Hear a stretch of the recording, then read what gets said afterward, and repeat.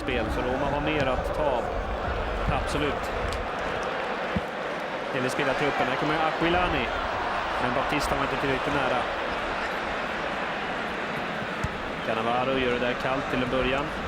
Från Napoli loss bollen. Det blir mera Roma istället. Det är Rossi. Bra boll fram till Aquilani. Här har vi Romas första mål för säsongen.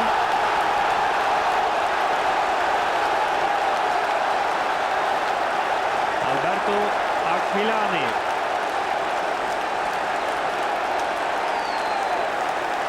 Den egna Roma-produkten.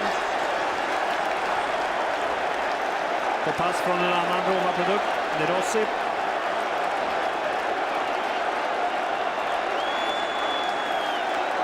Och det straffade sig utflykten på högerkanten av Napolis Cannavaro.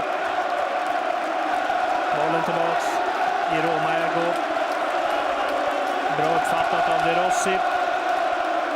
Härlig chip. Aquilani har ganska mycket tid att ta ner bollen.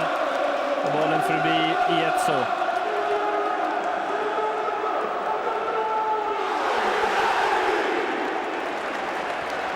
Och det var Baptista också några meter till vänster.